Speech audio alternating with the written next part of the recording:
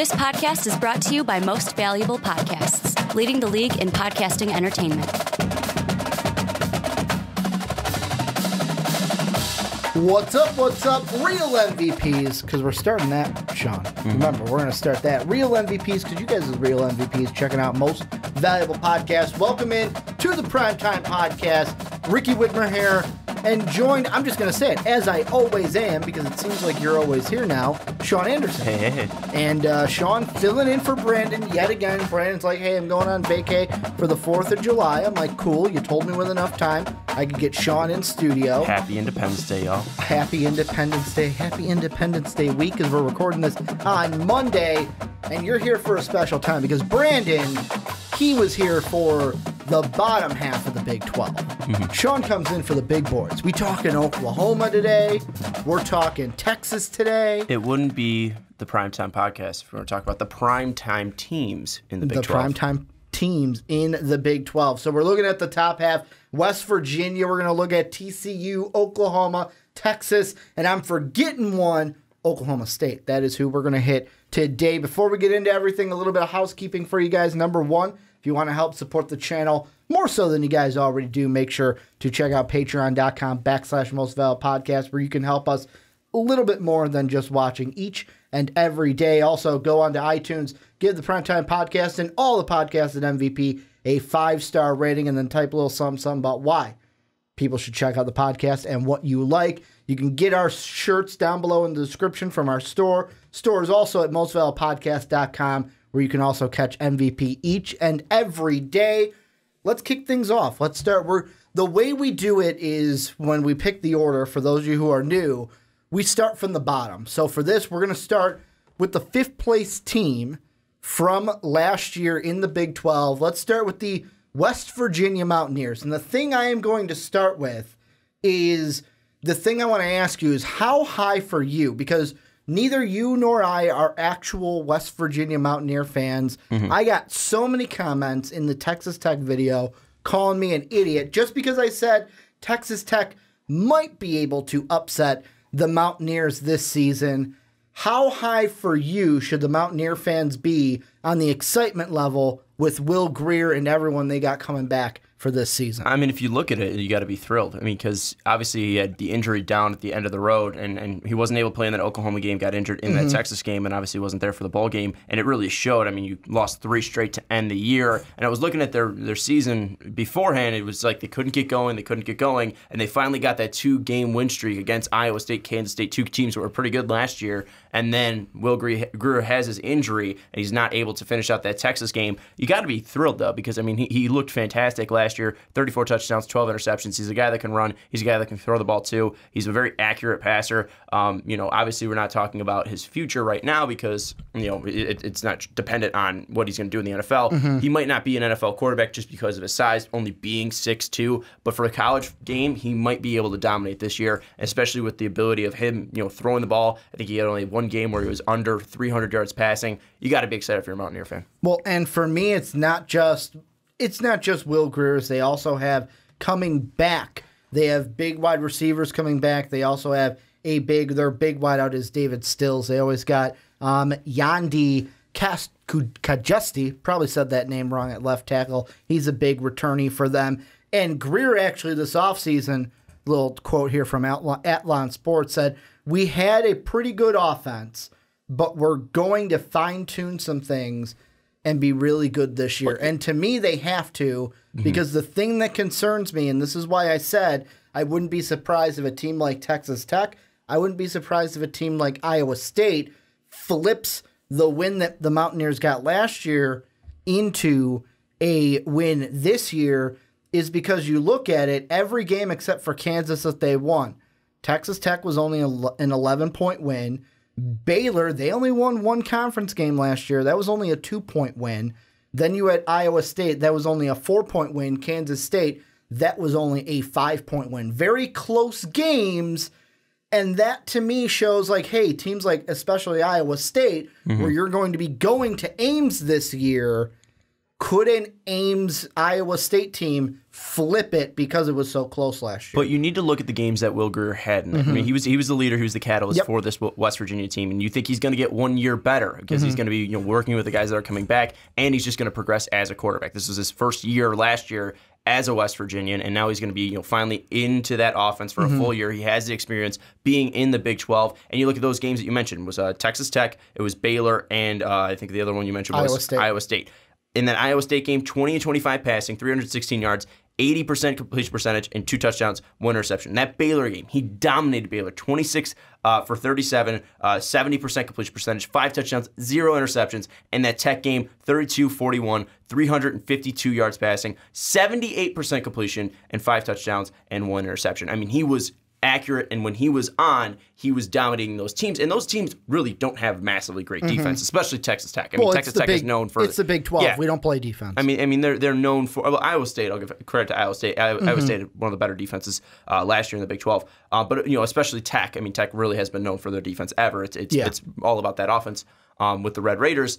And he went in and he torched them up. And you assume that he will be able to not only do that again, but even be better. So he might be able to go into Texas Tech. He might be able to face Texas Tech and have that type of game, but even more efficient, maybe even close to 80%. So, they're going to be tough schedules. I mean, the Big 12 and, well, really the Big 10, because there's only 10 fucking teams in it. I don't understand that whole thing. It pisses me off. Same thing with the Big 10. Well, the Big 10 has 12, and the Big 12 has 10. Yeah, it's stupid. But it's something where you look at the Big 10 or Big 12, sorry, the Big 12, that you assume that Will Grier would make those advances. It's just how much will the defense be able to help him, especially going up against these large powered offenses. Because you look at this West Virginia offense, this is going to be better than what it was last year. And Will Grier last year had one of the best passing seasons for a West Virginian, and you think that's going to carry over to this year. So if you're a West Virginian fan, you got to be excited about what Will Grier's going to be bringing to this team. Well, and Big 10 fans are going to call me wrong because after I said 12, I was like, wait, I thought it was 14. More too. It's 14. We added Rutgers and Maryland, and that put us at 14 teams now. But to me, the biggest, the offense is, because I'm going to go back to the point you made where how great, like you said, the Baylor game, Will Grier was great. I feel like this team, if they're going to be successful this year, it's going to be how far can our offense take us? Because right now, the defense, you got really nothing. In my mind, you have nothing to be excited about. Like when I've been looking at articles about the Mountaineers, the quotes that I see is, oh, they are cautiously optimistic on defense. And when you have this spring, when you have a guy in Quandarius Qual and your second middle linebacker in Brendan Ferns, who is a former 4-star recruit, both go down with ACL injuries, I'm looking at this team and I'm going, all right, we got to put basically we're at the poker table. I'm putting all my chips in on the offense. Because if this offense can basically score a ton of points, average about 45 to 50 points per game, and we can blow people out of the water, then the West Virginia Mountaineers will be good. But if that defense cracks, then this team could be in some trouble. And I look at the schedule for this year. Texas is going to be tough. You get them in Austin. Oklahoma's going to be tough. Good thing you get them at home, but still, Oklahoma's going to be tough, even with Kyler Murray without Baker Mayfield. You play Oklahoma State on the road. You play Iowa State on the road. You play Texas Tech on the road. Although I will say about Texas Tech, them losing their quarterback in Simonak is a bigger loss for them than you guys had. So that one, although it's on the road, it's not as big as a game, I would say, as Iowa State. I wonder if one of those teams, Oklahoma, Texas, maybe even more of them, TCU I'm not even mentioning, but that's a home game for the Mountaineers. Their schedule's not going to be as easy as it was last year because some of the key games will not be in Morgantown. They'll be on the road. For sure. But again, you still look at this offense and the development that we will have. And the biggest thing for West Virginia will be injuries because, I mean, you even look at last year, Will Grier goes down, they lose all 3 of those games. And you even talk about already getting off to that rough start with the linebackers going down as well. So the biggest thing about West Virginia will be staying healthy. And I think if they're staying healthy, yes, it's going to be road games, but they will at least be in every single game. They might not come out of the Big 12 with a great record, but I think West Virginia fans will at least say, all right, our boys gave everything they had in these games. I don't think West Virginia is ever going to be blown out in any of these scenarios. No. They might lose to an Oklahoma, a Texas, an OK State, but they will be in every single game because I think this team will be competitive. It's just how much will they be able to get out of Will Grier? And I think the reason why we keep coming back to this is just football in general is a quarterback's game. And if he's able to take the Mountaineers and push them over that threshold, then this team might be atop the Big 12. But again, they have a tough schedule, especially with most of their big games being on the road. And you even look at the start of the season with their non-conference. You have Tennessee at a neutral site, and you also have NC State, two tough opponents, especially that being Tennessee's first game under a new regime. Tennessee's going to be interesting, though, because I'm not many people are expecting them to be anything special. And I'm saying that talent-wise, West Virginia will be favored in that game, but it's how much will that new regime be able to fire up the troops, really be able to get Tennessee going, and maybe there'll be a whole new culture change that will see a new Tennessee team. Again, West Virginia is going to be favored. It's at a neutral site, but Tennessee, it might be a trap game just because you might be overlooking and seeing, hey, Tennessee isn't the powerhouse they used to be back in the 90s, but we'll see what the new coach brings there. And then NC State last year, they were consistently a team in the ACC that, they aren't a great team, but they have the ability to pull off upsets. They beat Clemson before. They usually play, NC, Duke. They usually play teams very tough. So that's going to be one at NC State that might be tough to start off your season. And then you obviously mentioned you're playing at Texas Tech, at Iowa State, at Texas, at Oklahoma State, and then obviously you ended out in Morgantown against the Sooners. But the biggest thing for West Virginia will probably just be health. And if Will Grier can stay healthy, then the Mountaineers will have a shot in pretty much every single game. I mean, and with their non-conference, I'm going to say it's easier this year than it was last year because I get what you're saying with Tennessee. Pruitt coming in, how much can he get that culture to that Alabama style that he wants to bring it? Kind of Kirby Smart when he comes over to Georgia from Alabama. I'm expecting Pruitt to try to do a similar thing at Tennessee. Not expecting them to win a lot of games, but you rarely do in your first year.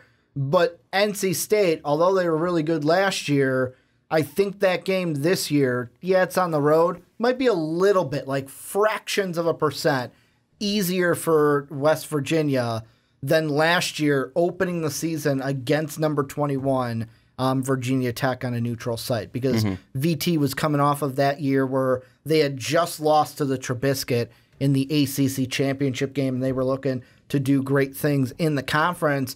West Virginia is going to be an interesting one because, last year, 5-4 in the conference. And it was funny, like I told Brandon last week when we were doing part 1 of these previews. I'm like, you look at it, Texas, who we'll talk about next, they were at 5-4 in the conference. West Virginia at 5-4, Kansas State at 5-4, Iowa State at 5-4. The middle was right there. It's kind of like relating it over to the NBA, kind of like how there were 3 teams in the West, all at 17 games back in the playoff standings. Then you had the top, then you had the bottom. I don't expect West Virginia to fall below the 5-4, but for you, what are you saying should be the expectations for West Virginia? Just to be a top 3 team in the conference? Are they going to be a team that's going to strive and make the conference final, or are they going to be a team that becomes a sneaky playoff kind of sleeper team? I don't know about playoff team, but definitely possibly. I think the expectation for West Virginia fans should just be, win as much as possible. And I think if they win as much as possible, again, that will probably be, Big 12 title game. Yep. But again, like you mentioned, it's going to be a bloodbath in the Big 12. I think the expectation should just be, again, where you finished last year or higher. I don't think this team's going to fall off. I don't think this team's going to, face any major setbacks this year again, unless, obviously injuries happen again and strikes this Big 12, this Mountaineer team. I think that's probably the biggest thing for them. But looking at it, Oklahoma got worse. Even though Kyler Murray is one hell of a prospect, we haven't seen him play. Baker proved it, and Baker absolutely dominated the Big 12. You're losing the biggest aspect on that team in Baker Mayfield, so they're most likely going to be taking a step back. You look at OK State, they lose Mason Rudolph, they're going to take a step back as well, so you assume that you'll be able to take a jump up, but then like you also mentioned, Iowa State, Matt Campbell, he's got another year under that team, and you think that that team's going to probably shoot up to the atmosphere. I think they can be a top 3 team and possibly make it to the Big 12 title game. I don't know about playoff team, though, because I'm typically not high on Big 12 teams in general. The fact that Oklahoma had the year that they did and made it into the playoff was good for them. But I think with the way the SEC usually falls out, they're probably going to get 2 teams in the playoffs this year. You look at the Big 10, they're probably going to get a team, and if USC is able to have a great season, then they're probably going to make the playoff as well. Or even Clemson as well. I forgot about them. So I don't think there is a favorite right now in the Big 12. If you had to pick one, though, it'd probably be Oklahoma. And even then, I don't know if they're a playoff team. So I think playoffs might be out of the reach. But West Virginia can definitely be in that title game. In order for West Virginia to make the playoff, they have to do exactly they have to do exactly to me what Oklahoma did last year, if not better.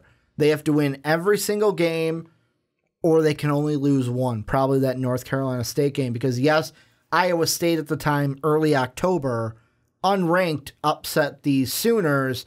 The Sooners had a big win at the Horseshoe in Columbus. That was a number 2 team. That was the whole Baker Mayfield planting the flag and it was midfield, the way they won, too. Yeah, and I mean, that kind of boosted them. And, of course, like I said, they only lost one game up until that Georgia game in the Rose Bowl. How I see this season ultimately working out, I'm actually going to backtrack that Texas Tech game.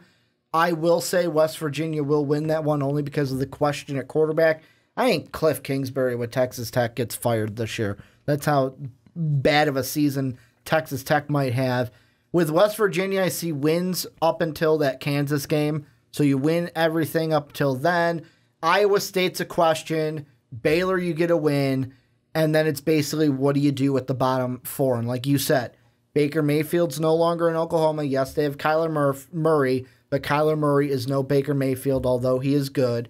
Oklahoma State, they are also losing not just a really good quarterback, they're losing 2 of their best receivers in Marcel and Washington, not going to be there this year. You got to give credit to Mike Gundy, though. I mean, Mike Gundy always puts out a good team. It's all the mullet. The mullet finds the quarterbacks and kind of puts them in that shooting offense, that high-flying offense. TCU's always good every year. Peterson's got them going. Every say it, Peterson. Coach of the Horned Frogs. He's always got them going each year. And then the big question is, what are we going to expect from Tom Herman and the Longhorns this year, and that one being on the road in Austin. So really it goes up until October 6th. Expect win for me. And then it's like, all right, you got one win in those next ones, that's for sure. But what are you going to do about the last 5 of your 6 games?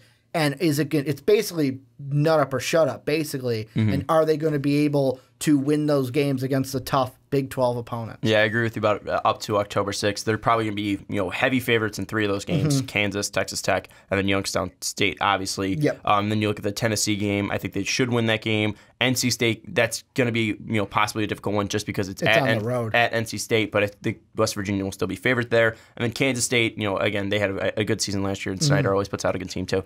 So they are at least a competitive team. So that one's going to be tough. But I'll still agree with you. Also 6-0. They'll lose at Iowa State, so they'll be 6-1. They'll beat Baylor 7-1. I think they go 2-2 then in that stretch from Texas, TCU, Oklahoma State, Oklahoma. So 9 wins on the year. I think 9 wins on the year for the Mountaineers, and I think that'd be 3 losses.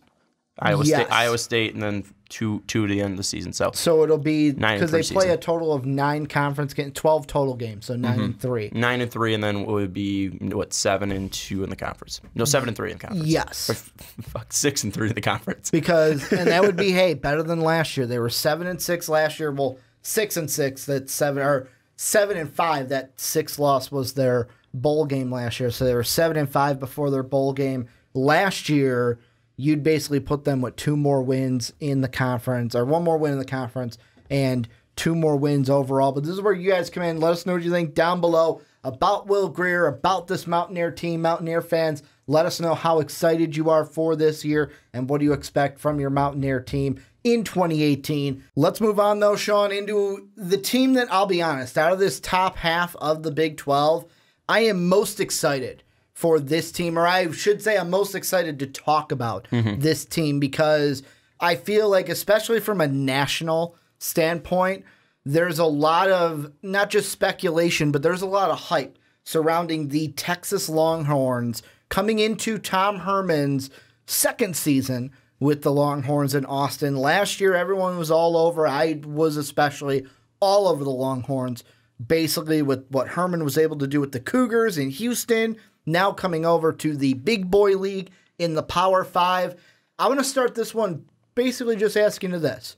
What are you expecting from Tom Herman in year number 2 with the Longhorns? I mean, expectations should be high for Texas, not because of at least what Tom Herman brought last year, but just because of the program itself. I mean, Tom Herman is supposed to bring in new life into this Texas team. He needs to bring in this mentality of winning, and now is the biggest year for him, because I know this isn't even a year with a full recruiting class.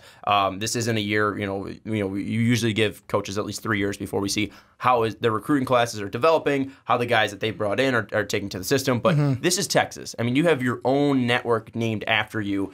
And your last great season was a while ago. I mean, you haven't had a year where you have been in a big bowl game since, I think, 2013 when you took on Oregon. You're like the Yankees of college football. And you went on 8-5. Yeah, you're a team that you should have high expectations. You're a team that is the biggest school in Texas, the team that is able to poach all that great high school talent.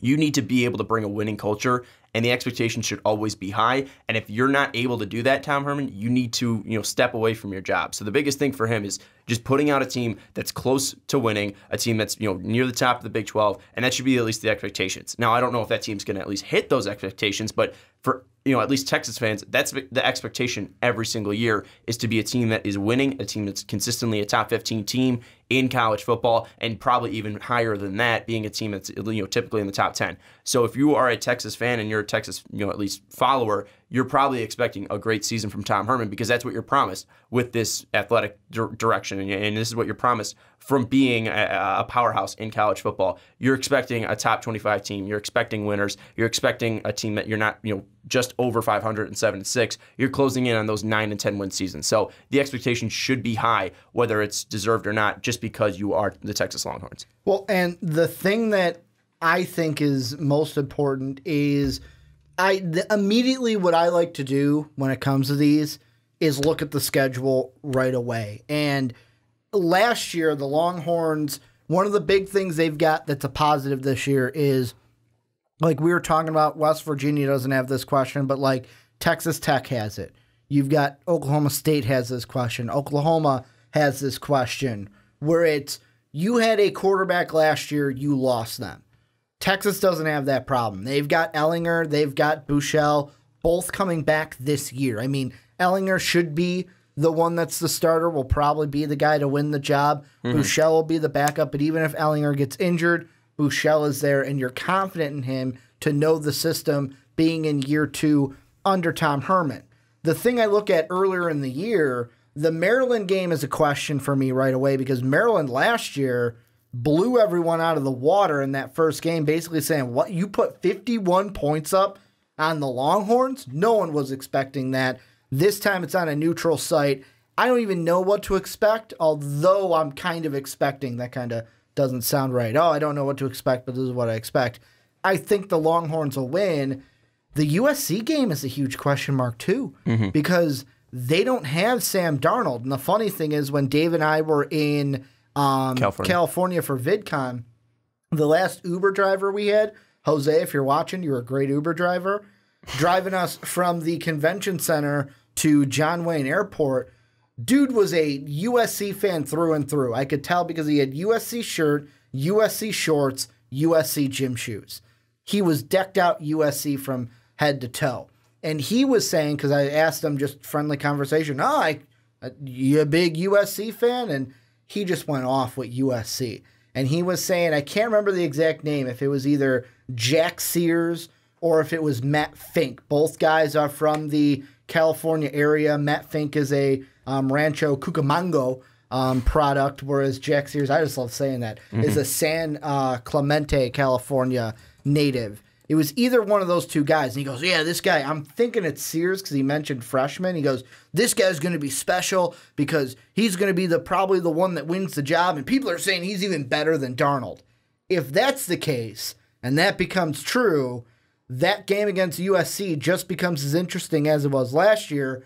If that is not the case, then that USC game might be a winnable game for Texas. And one thing, too, I mean, of course the USC fans can be, hyping up every single player. So I don't know about being better than Darnold. I mean, Darnold went third overall in the NFL draft. I mean, and then that guy, and again, I know Darnold didn't have a great season last year. I'm just bringing it to the point of what's Texas going to do? If they don't have anyone as good as Darnold was last year, that game against the Trojans could be winnable in Austin. Yeah, for sure. I think even if they do have someone like Darnold, I mean, they had Darnold last year, and it was winnable. So I think it's something where now, especially being in Texas, it's going to be a big swing. And you mentioned something about Maryland, especially hanging 51 up on them. I don't think that's going to be the same because that was pretty much an outlier for that Texas team last year because this was a team that only gave up about 21 a game. So the fact that they gave up 41 was absolutely insane. So I expect them to get that revenge and beat up Maryland this year. Looking at the other games, obviously they're not going to really have that much of a test going up against Tulsa. They should win that game against Tulsa, even though Tulsa's a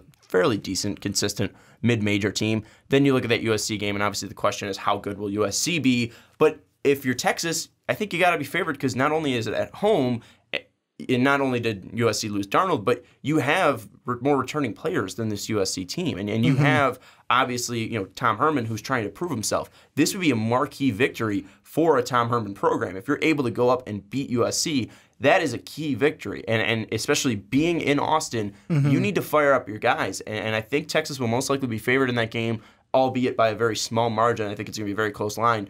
But if you're Tom Herman, this is probably the biggest game of your season because, yes, I understand, beating Oklahoma in the Red River rivalry will be huge. Going up against, obviously if you have a major bowl game. But this is really going to set the tone for the season because if you beat Maryland, you beat Tulsa, all right, you're able to beat up on, lower tier programs, especially Maryland being typically middle of the pack to lower half of the Big Ten, and then Tulsa being a mid-major. If you're able to beat up on those, those are teams you should beat up on. But going up against USC, obviously the past history of, Leinart Young, all that stuff being two, major blue blood programs, getting that victory is probably going to be, at least a sign of something good for this Texas squad. So that's probably right now the biggest game of this season for the Longhorns. And having a guy like not only Ellinger, but also Buechele as well, whoever is the starter for that game, having their prior experience in that game, especially with Ellinger, that is going to at least give you the edge, especially being in Austin. So for Tom Herman's program, that September 15th game is going to be absolutely massive for Texas. And I almost feel weird bringing up this point because one of the things that I know I love to do when it comes to the Big 12 is rag on defenses because it seems like for a tale as old as time. Well, outside of TCU, there really aren't good defenses. Pretty much it's just all offense in the Big 12. But this year, kind of the same thing that we were saying about West Virginia. I'm going to keep the trend going. The offense I have no problems with. It's the and I shouldn't say problems. It's my biggest focal point isn't going to be the offense. It's going to be the defense. But in this case, it's a little bit different. Whereas West Virginia, it was your defense is so injured, your offense better be putting up points so that your defense isn't put pressure on it. With Texas, it's kind of the other way around, where last year, this was a Todd Orlando group that only gave up, like you had mentioned, they gave up around 21 points per game. Like that 51 at the beginning was kind of like, whoa. And the funny thing about that is I looked back, Maryland put 51 up on Texas. Week 2 put 63 up on Towson. Then played the real national champions in the Golden Knights and only put up 10 and lost 38-10. And then they only won 2 games from there on out. Did they even put up over 28 for the rest of the season? Yes. They beat Minnesota and put up 31. They put up 42 against Indiana. Okay. And then, no, the only games they won is what they put up over 28. Okay. But with Todd Orlando's defense, I feel like this is going to be a Texas team where it's like, okay, the defense is going to have to be our backbone, and the offense is going to be the unit with the more pressure on it to, hey, we got to get, if we score at least 3 touchdowns, we're in good shape. 4 touchdowns wins us the game. 3 touchdowns, we're in good shape with what the defense will hold. And I feel like this year could be, I don't want to say a little bit easier, but I want to go with that kind of mindset because Mason Rudolph's not, like I said before, Mason Rudolph's not there for the Cowboys. Baker Mayfield, yeah, they got Kyler Murray, but he's not Baker Mayfield. I just want to make that point clear. Then you have, Iowa State comes back. That was a 17-7. That was a close game last year. That's a game that I expect to be a little different because I don't expect that defense to only hold that Kempt and Campbell offense to only 1 touchdown in that game. And I look at everything else. USC was close. That was a double overtime game, and Darnold won them that game by putting the ball in the perfect spot in the back of the end zone. You have the Oklahoma game was a 5-point game. Well, and that's one thing, too, is that's the lowest amount of points a team Oklahoma scored. Yeah, it was 29. I mean, even Ohio State, 31. And obviously that Georgia team that went to the national championship, that was a double overtime game, but that was over a 40-plus performance for Oklahoma. So Texas last year, against the number 1 pick in the NFL draft, held them to only 29 points and kept it close. And then Oklahoma State, 3-point game. And only 13 points from a crazy, massively great offense. And then Texas Tech was a 4-point game. Their biggest loss, besides the Maryland one, was TCU. And they only lost by, 2 touchdowns? 2 touchdowns and a field goal? Yeah, I mean, it was 24-7. It was a blowout. But, I mean, it's still not, it's not as much of a blowout as the 51-40. And it was at TCU, too. Yeah. So, I mean, again, looking back at that Texas season, again, it was exactly kind of what I said with West Virginia. As long as you're close, that's what matters. And Texas consistently was at least competitive in every single game last year. That's what I'm saying. The expectations for this Tom Herman team isn't really to be close anymore. It's to be favorites in every single game you play and get to that 9-10 win mark threshold in your second year. It's got to be the expectations for our Texas Longhorn teams because, again, you are one of the biggest programs in college football. And you haven't been, massively successful since 2009 when you played Alabama in the championship game and Colt McCoy got injured. I mean, that was the last time this team has been great. Yes, they played. They got I think a 9-win season before since then and an 8-win season before that too. But I mean, it's been few and far between for Texas. They've really been close to that 500 mark. So now it's really getting yourself away from that 500 mark like you were last year at 7-6 and making sure that you are a team that only has 3, 4. Or even 2 losses on your schedule at the end of the season. This Texas team needs to at least come out and say, we are a big program for a reason, and Tom Herman is the guy to lead us into the future. Now, the one thing I do want to say, and I want to bring up what you just mentioned, since at 2009, the Mac Brown years finished with, and I'm going to go overall records, 5-7, 8-5, 9-4, 8-5. They went 2-1 in the remaining bowl games. Then Charlie Strong comes on 6-7, 5-7, 5-7, 0-1 in a bowl game. That was that first year.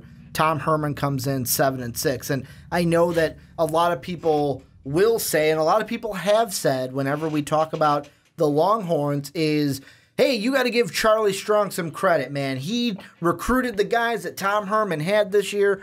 And yeah, you could say that because Charlie Strong put in the work for 3 years and Tom Herman came in and coached them. But with Tom Herman, all right, I'm bringing in my first real recruiting class. I want to show that, hey, you know what?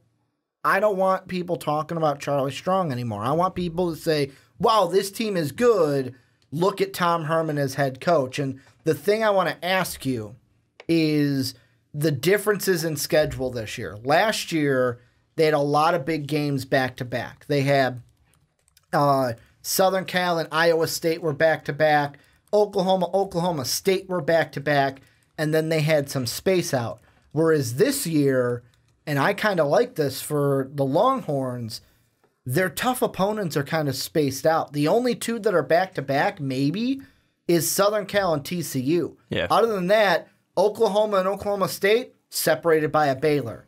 Oklahoma State and West Virginia, all right, there's 2. That's another back-to-backer. And then West Virginia and Iowa State, oh, look at that. You got a Texas Tech kind of cushion in there. And even if you're going to the Big 12 title game, you also got that Kansas buffer in there as well. Do you think that's going to be a benefit for Texas this year? The biggest thing for Texas is going to be that 4-game stretch. USC, TCU, Kansas State, Oklahoma. Obviously, Kansas State's the worst of those 3, but worst of those 4, sorry. But Kansas State still puts out a pretty decent team every single year. So it's going to be after October 6th.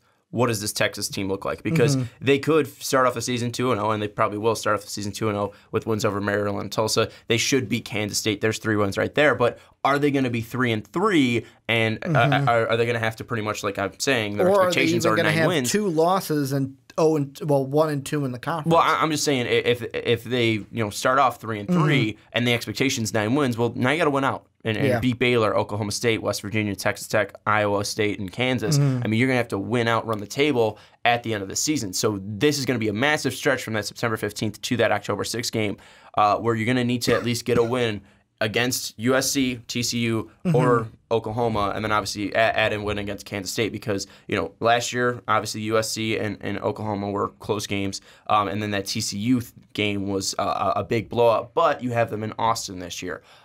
So it's going to be tough, and it's really going to be dependent on how well whatever quarterback, whether it's Buechele or Ellinger, plays against TCU, and if they can take that bad loss, the taste they had in that bad loss, and turn it into a victory. So probably, again, they're going to be close games. I think they probably have a better shot, outside of the Kansas State game in those 3 games. I think they have the best shot probably against Oklahoma because I know it's a neutral location, but we look at Herman. He had him play up against Baker Mayfield, and they had one of the worst games Oklahoma did against Texas, and they lost Baker, bringing in a freshman quarterback. It's Red River rivalry. I mean, that's going to be a marquee victory if he gets it. And if they're able to beat USC and they're riding off that high going into that Oklahoma game, that can make massive waves for Tom Herman to beat USC, beat Oklahoma, and then lead onto a 9 or 10 win season. So I think it's going to be a massive stretch there from that September 15th to October 6th game. And then, outside of that, I think they're favorites against, Baylor, Oklahoma, West Virginia, Texas Tech, Iowa State, Kansas. And the 2 toughest games in those will be West Virginia and Iowa State. Well, and I mean, not just that, the thing, and I don't want to give too much away because, of course, we're going to talk about him when we get to the Sooners. But the thing is with, like you said, they played a really tough game against Baker Mayfield, who was the number 1 pick in the NFL draft. Yeah, Kyler Murray isn't like some redshirt freshman coming in. He's a redshirt junior. But this is also because the thing is, there's 3 games on the schedule that I have circled. SC, TCU, Oklahoma. West Virginia is going to be good this year. I don't think they beat Texas because I think that the defenses, I give the nod to Texas. Their defense will be better than the Mountaineers, and that defense will win them that game. Oklahoma State, I don't think they're going to find someone that's going to be as good as what they had last year. Texas will get a win even on the road in Stillwater. And then Iowa State, I don't know if Kemp and Campbell will have enough to overcome that defense that they only put 7 points on a year ago. So for me, it's what do you do against TCU that's going to be very well coached? What do you do against SC where apparently, like I said, from the local, has a guy who could be Darnold-like in this season? And then there's Oklahoma with Kyler Murray because a lot of people are talking, and yes, it could be just talk. Oklahoma fans will probably just tell us that. But this is also a kid that he just got drafted in the MLB draft. He doesn't even know if he, of course he knows he's going to play this season. That's what I'm not trying to say that. But this is a kid that could play this season and go, all right, I'm going to go play baseball. And then you never see him again. He is going to do that. That's what he signed the contract for the A's. It's the plan. You don't know if that's his mindset for he might not have he might not have that. You're saying he might not have that edge because again he always has that backup. Like Baker was always win. That chip on his shoulder because I want to prove you wrong. I'm going to be the number 1 pick. Baker was a freak. Yeah. Well, and not just that. He had the best thing about Baker Mayfield is not only the national media call it, he's got that chip on his shoulder, but for example, because I didn't watch it until after I got back from VidCon, the interview he did with Colin Cowherd, just the tenacity to even the shirt he wore of undraftable. to freaking own it. Yeah, well, that's what I was saying. He's a freak. Yeah. Like, he's got that edge, and he's always able to build up some Whereas edge. Kyler Murray doesn't have that. Well, we don't know if he has that. We've never seen I don't him. think he does. We have no idea. But with that being that great of an athlete and being able to do two sports at a high level, being at a great program like Oklahoma, I know we're not talking about Oklahoma yet, but being at a great program like Oklahoma Texas, and then being a top 10 Oklahoma, pick in MLB. They're like this. Yeah, no, but I'm just saying, like, again, that's a high-level program to be recruited by and brought into, and then also being a top 10 pick. I mean, he's an unreal athlete, and if you're an unreal athlete like that, you need to have that competitive edge. So, I mean, we don't know if Kyler Murray has the Baker level. We don't know if anyone else does outside of him and, like, Tom Brady. But, again, it's yet to be seen what Kyler Murray will bring. And at least I think the worst thing about Texas is that it's going to be a couple weeks into Murray's career will he be able to feel out all the wrongs and rights of football and then finally hit week 5 of being a starter for past 5 weeks and take that and then go into Oklahoma. So it would be better if they were able to start it off a little bit early and probably get him early on into his Oklahoma quarterback career, but he's going to have some games underneath his belt. This isn't going to be a fresh Kyler Murray. No surprise for me. I'll give my little prediction of how I think the Texas season will go. At the worst, it'll be 3 losses, SC, TCU, Oklahoma. At the best, it'll be undefeated. However, with me, I'm sitting more on, yes, Texas will be in the Big 12 title game. They're either going to be the number 1 seed with no losses or the number 2 seed with 1 loss, and that 1 loss will either come against the Horned Frogs or the Sooners. And whoever they lose to, that's who they're going to play in the title game. Well, the conference title game. That's bold. I don't know about that. I am high on Tom Herman Texas team. I'll say I was high last year. I'm bucking up and I'm high again. I say they go 3-0 to start the season. They beat USC, which I will be happy with because I hate USC.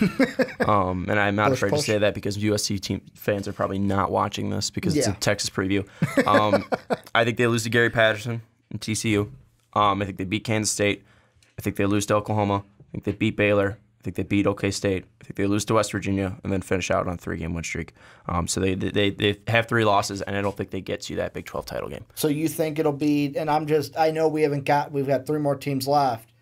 Is it Oklahoma, West Virginia then in the Big 12 title game, or is West Virginia just a team that got the best of Texas? Oklahoma, TCU again. Okay. I think those are the 2 best teams in the Big 12 this year. Well, this is where you guys come in. Let us know what you think down below in the comment section, Texas We didn't even fans. talk about the quarterbacks, though. Real quick. Buechele and Ellinger? Yeah, real quick. Okay. I mean, you think it's Ellinger? I said last time we talked about Texas, I like Shane Buechele. I think that Herman and the coaches are going to pick Ellinger. Okay. I mean, he brings more to the team. With his rushing ability, he brings more than Buechele does. But I was really impressed with Buechele Texas fans early. are going to make fun of me for saying Buechele, that I like him, but I just like Shane Buechele. I do too. I was really impressed with him in that Notre Dame game, and I know he wasn't on a great he wasn't really super consistent last year, but again, to start off the season against Iowa State, 19-26, 73% completion percentage, even in that Maryland game, 34-52, 2 touchdowns, 1 INT. I think he's got some capabilities of still being a quarterback, and if Ellinger falls, I don't think Texas Longhorn fans should be too upset if he ends up taking that job because I think he's a capable quarterback. I think Ellinger will probably get the job though, just because he brings that multifaceted game to the Longhorns. And that's the thing where you look at many of these teams, mainly I'll throw 2 of them out there, Iowa State and Oklahoma. Quarterback goes down. Oh crap! What are we going to do? Texas, you don't have that problem. Ellinger goes down. Oh, you know what? We've got Buechele there to kind of take over the reins and know the offense and be confident in them. But this is where you guys come in. Let us know your expectations. How do you see this team? Big 12 championship. Do you beat Oklahoma, lose to Oklahoma, beat the Trojans, lose to the Trojans? Let us know what you think down below in that comment section. And let's move on into the next team, Sean, the Oklahoma State Cowboys, who this one, I think it's easy to decide where we are going to start for this one because this is a team, I've mentioned it before on this podcast. Mike Gundy's hair. Mike Gundy's hair. Well, he's a man. He's 40. Well, at this point, he's over 40, right? 40. He's got to be like 46. I think he's 50. Is he? I'll fact check Gundy's age. Well, no, you might be right. Because that could have been 2008 when he said, I'm a man. I'm 40. August 12th, 1967. He's 50. That was 10 years ago? He's going to be 51. That was 10 years ago? 11 years ago. Wow. I was in high school when that happened. Wow. I remember the thing I will say, little side here. Yeah, welcome to your fucking OK State. I remember that day because I remember watching Around the Horn and it being on Around the Horn and Tony Reale and them making fun of it. But the true question, I think everyone knows where we're going to go to start this one, is what the hell does this Cowboy team do at quarterback? This is a team not just losing Mason Rudolph, they're losing James Washington as well. One of, if not the best, wide receiver quarterback tandem in college football last year. Here are some of the guys. There's 4 guys that Mike Gundy could go with. Entering the spring, there was senior Taylor Cornelius, sophomore Keandre 1-2. That are 1T. Then they added this offseason, or since the spring, grad transfer from Hawaii, Drew Brown, who all he's got is basically what I'm seeing is all he's got is experience. Otherwise, he's less than stellar. Then you have a prized recruit in Spencer Sanders, who everything I've seen about this kid, read about this kid, is that dynamic dual threat, and that there are some people thinking he might be able to win the job this year for the Cowboys. Man, I think he can. I think he should. I watched a ton of this kid, and I was super impressed on what he brought to the field. Massive dual threat quarterback. Love his game, and I think he's the most explosive player they got on the field. And right now they don't have experience. And I know we got the Hawaii transfer coming in, but it's not Big 12 experience. You know, I mean that's not Power 5 experience. It's just experience being a starter. It's experience playing college football, but that doesn't matter when you're not as great as an athlete like a guy like Spencer Sanders is. And I'm extremely impressed on what this kid brings to the field. So I think he might end up winning the job, maybe not right away, because Gundy might go with a guy that's been there like Taylor Cornelius or even Woodtree. 1T. 1T, thank you. 1T. But Sanders got a big arm. He can run the ball. I think he's an explosive athlete that's going to be tough for people to stop. So if it was my choice, obviously we're not there through spring camps. We're not through their summer 2 days. But I think Sanders should win the job because this kid's got a big arm. He can run. So you know what's great though? If you start Sanders, he could go basically 5-0. Like Missouri State, win. South Alabama, win. Boise might be your toughest game. Yeah. Texas but Tech. It's in Stillwater. Yeah. Texas Tech, win. Kansas, if you don't win that game, you don't deserve to be a starting quarterback in the Big 12. So, like, who lost to Kansas last year? What? Who lost to Kansas last year? Or was it the year before that Texas lost to Kansas? No, it was the year before. No one. Kansas didn't win a single game in the Big 12 last year. Gotcha. And the only game that Baylor won was to Kansas in the conference. So, to me, I feel like the thing, looking at this team, yes, it's bad that you have this question at quarterback, but you basically have your toughest game in the first 5 is Boise State, and it's at home. You don't even have to play at the Smurf turf. So, I mean, you got a 5-game cushion before you kind of get an opponent, and the reason I'm saying, like, kind of get an opponent is Iowa State, they're not on the level of Oklahoma, Texas, TCU, but we're expecting them to do big things. That's why we're so high. Like, we're expecting them to be good, but they could take a step back. Was last year for real, or was it a fluke? This year we'll answer that question. I'm high on Iowa State. I think TCU and Oklahoma are the best 2 teams in the conference, and I think Texas is up there as well. I think they're a top 4 team, though, in the Big 12. Iowa State is. I'm really high on them, so I don't think they, even though it's at Stillwater, I think they get smoked by Iowa State because this is one of the best defenses last year. Yeah. And if you're going up against an inexperienced quarterback, no matter who it is, I think that Iowa State can really give them hell, and it might be a wake-up call because Cowboys might be like, hey, we're 5-0. We're going to be going to a Big 12 title game, and then you go into Iowa. You take on Iowa State, and Iowa State has one of the best defenses in the Big 12, and that might be a smash in the mouth, especially when an unexperienced quarterback that he starts off the game the wrong way, throws 1 pick, that can be downhill from there. Well, and that's why whatever quarterback you do start has to know basically. Yeah, it's like there's good and bad with this, though. Like, yeah, you get a 5-game cushion to kind of feel things out, but then once you hit October 6th, you get 2 games that are not against those top teams, and Kansas State is no joke. So basically, you get 1 game in Baylor that should be an easy win for you. Then the rest of them, Iowa State, K-State on the road, Texas at home, Oklahoma on the road, West Virginia at home, TCU on the road. This could be a season for OK State where it's like, woo, 5-0, and we're 1-5 in the last 6 games. So, I mean, this is a team. Don't be surprised if they go 6-6 this year. Yeah, no, I'm kind of on that same boat. Maybe they get 7 wins, but well, yeah, I don't think they beat Iowa State. I don't really know if they beat Kansas State. I think they lose to Texas. I think they lose to Oklahoma. I think they lose to TCU. West Virginia might be a toss-up because that's in Stillwater, and by then you'll have that experience. You'll playing at least a couple Big 12 games, at least for whatever quarterback does start.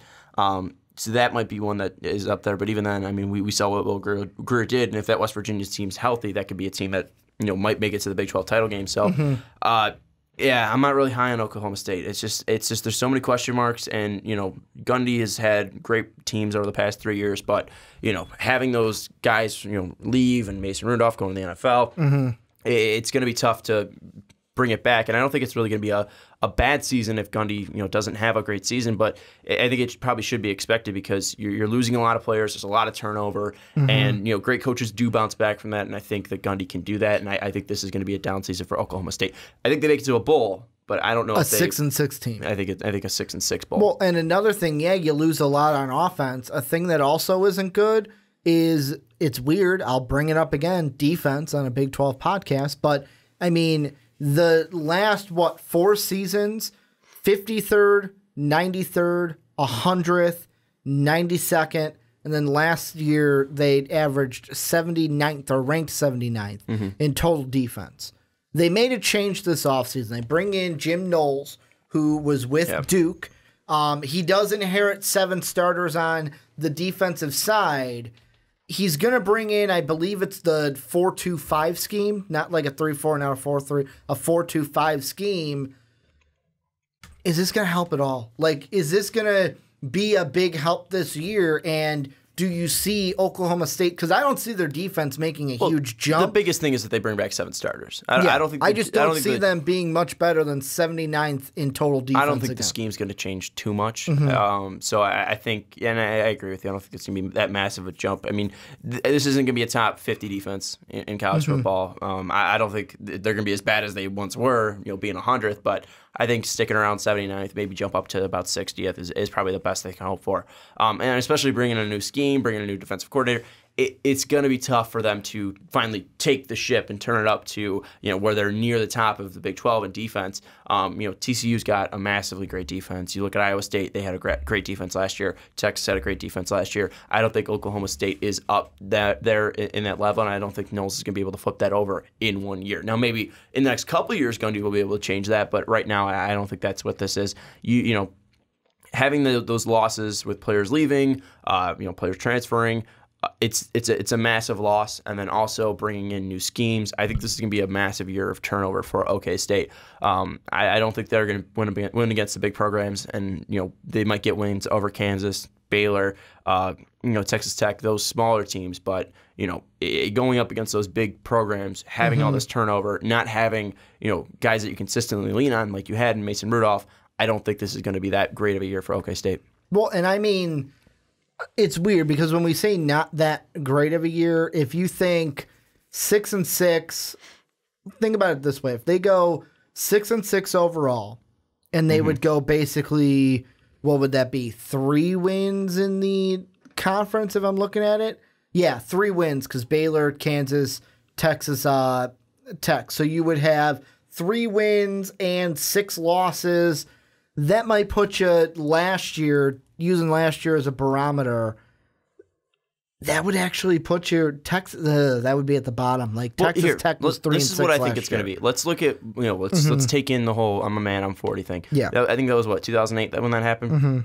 9-4 year, 9-4 year, then 11-2, 12-1, then an 8-5 year. So again, those were 9-win seasons, 11, 12. Then they had a down year. Then 10-3, but a down year being only 8 wins. Well, and then 10-3, 7-6, then 10-3, 10-3, 10-3. I think it's going to be exactly like what it was, where they have 2 9-win seasons, 11-2, 12-1. Then they jump down to 5-4 in the conference. Okay. Then they jump up to 10-3, Then they go 4-5 in the conference, and 7-2, 7-2, 6-3. I think this is where they take that jump to 5 or 4 wins in the conference. I think it's just one of those typical down years where you're losing players, you're bringing in new things, you're trying to make this team better for the future. I think that's what it's going to be like for Mike Gundy's squad this year. I don't think they're probably going to be ranked to start the season. I don't think they're probably going to hit those rankings this year, but maybe they will because we did say they'll start 5-0. But I don't think they're going to jump past 15 or anything like that. I don't think they're going to be seen as a true threat in the Big 12. And I don't know how much stock to put into this, but I'm going to say it anyways because I find it a little bit humorous when it comes to OK State. Last year they were 6-0 on the road. It was weird. 6-0 on the road, 3-3 at home. Mm-hmm. You would expect that to be flipped where you're 6-0 at home, 3-3 on the road.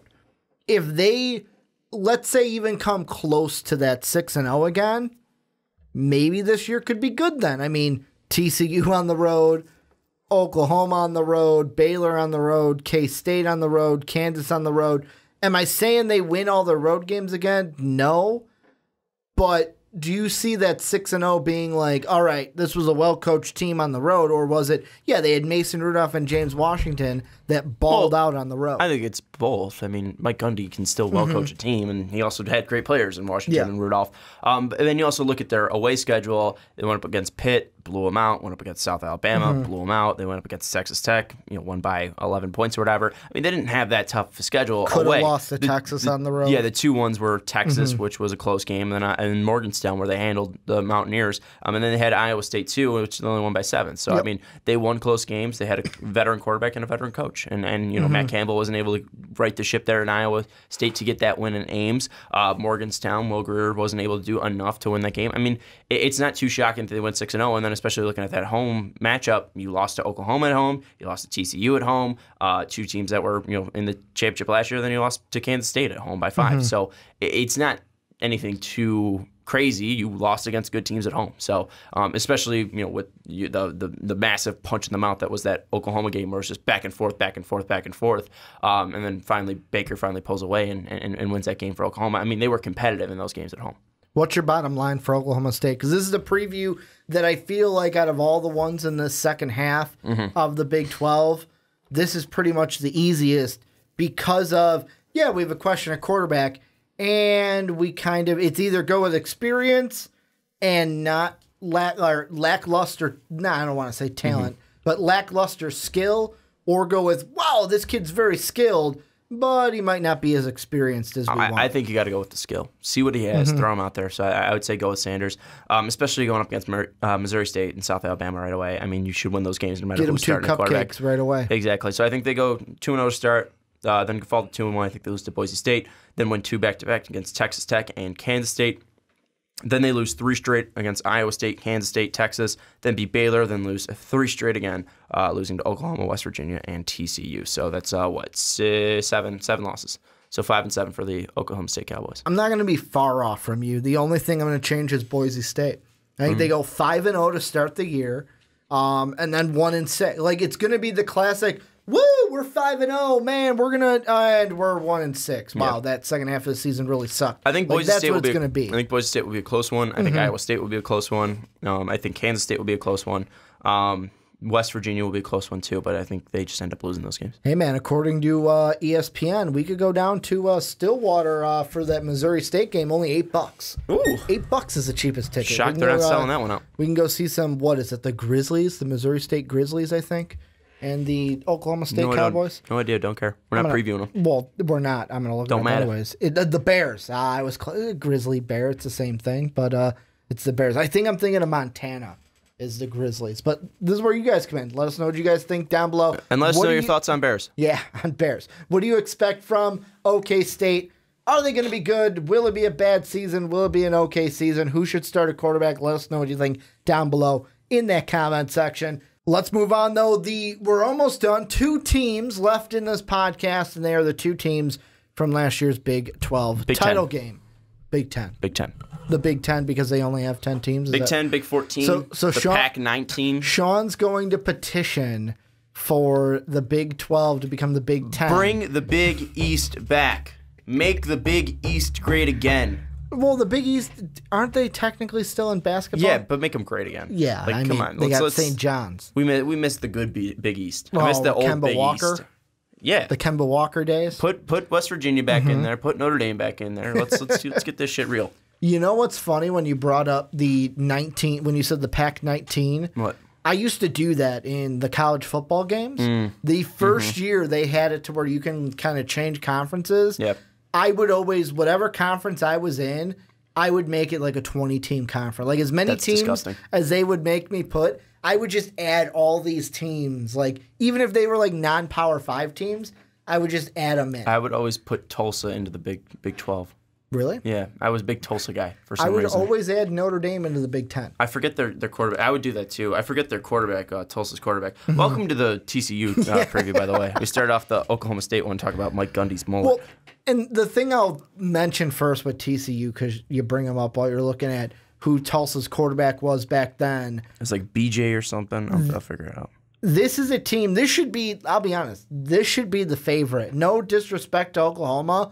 TCU should be the favorite to win the Big 12 this year. I agree. Like, they're a team that they're going to be good on defense. It's a Gary Patterson team. Of course, they're going to be good on defense. And this could be the most skilled offense that Gary Patterson has had in quite some time. Do you think, like, how much of a favorite? Should TCU be, no, I'm going to relate this NBA style, Gold State Warrior famous, Celtic are favorite, Celtic favorite, or like 76er favorite? I don't know. I don't know what that is even referring to. I don't think they should be massive favorites, if that's what you're trying to say. I think, I mean, we look at the times TCU played Oklahoma. He knows me. That's what I was trying to say. Played Oklahoma last year. It's something where, they got blown out every single game. They lost by 42 combined points. And I know obviously that was with Baker Mayfield, but we still shouldn't disrespect Oklahoma that way. I favorite the Horned Frogs because I think that they are the most well-rounded team with a great, fantastic coach. And not saying, to disrespect Oklahoma, but losing Baker Mayfield, I think, is going to be a massive blow. And we're going to have to see how Lincoln Riley will deal with that change. Also, they snuck in, playing, getting that big win over Ohio State. I don't think Oklahoma's going to have that same edge and that same confidence that Baker brought to this team. So, even though Kyler Murray is a fantastic athlete, I don't think that, Oklahoma has the same talent that they did last year, and TCU, again, is consistently going to be a well-rounded team. So I think they should be favorite, but I don't think they should be massive favorites, to answer your question. And I mean, with Oklahoma, we'll get to them to end the podcast, but I just feel like they will take a step back. They're not going to be the number one team in the Big 12. To me, the only question that I really have when it comes to TCU is, surprise, surprise, Ricky's going to bring up the schedule.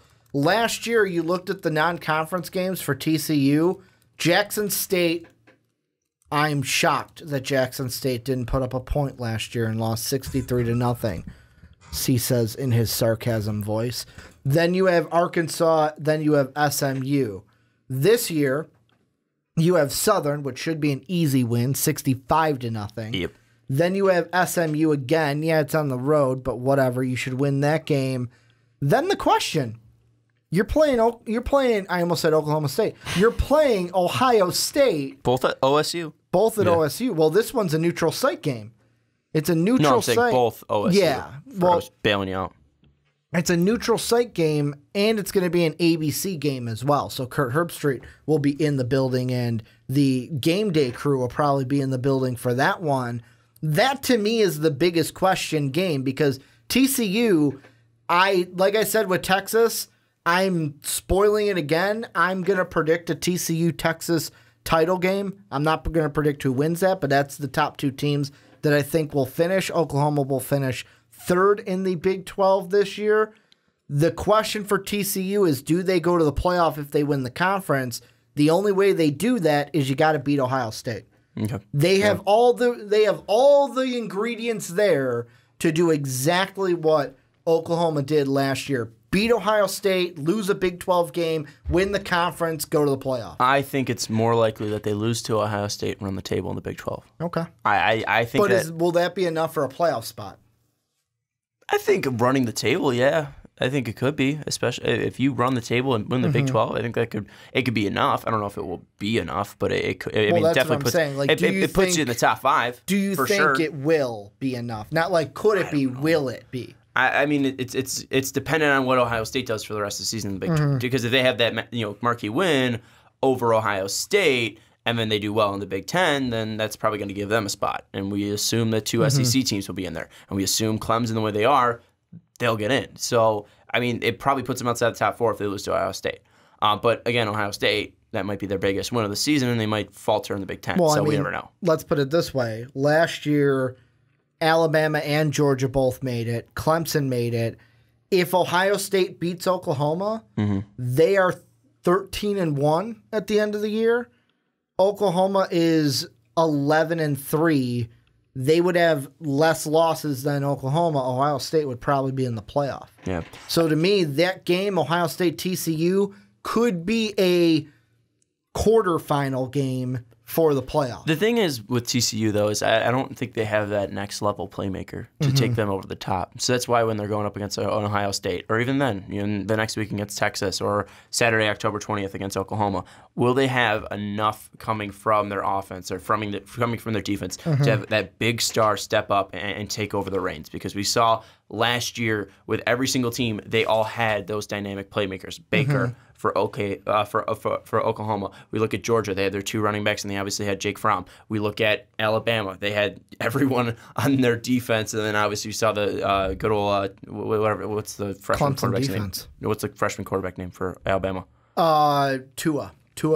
Yeah, we saw Tua. Yeah, we saw Tua step up. I just call him Tua. We saw Tua step up in the championship games, and obviously they had good old Calvin Ridley on the outside. We look at you mentioned Clemson. Clemson had that defense. Clemson had the playmaker quarterback as well. So I mean, they don't have that playmaker right now for TCU. And if they step up and one of the quarterbacks step up, taking over for Kenny Hill, then maybe this team will be able to be a playoff team. But it's tough for me to put them in the college football playoff. But it's not too hard for me to put them at least in the Big 12 title game. Yeah, and I mean, that is the thing for me, because like when I look at this offense for TCU, you've got 3 4-star receivers, you've got 3 4-star running backs, and you got 3 4-star junior college offensive tackles that have been coming in with the last 3 recruiting classes. Offensive tackles? 1 offensive tackle. 1 offensive tackle. I was just keeping the trend going. It was really 1. Thanks for correcting me with that one. But, I mean, you've got all these talented guys coming in.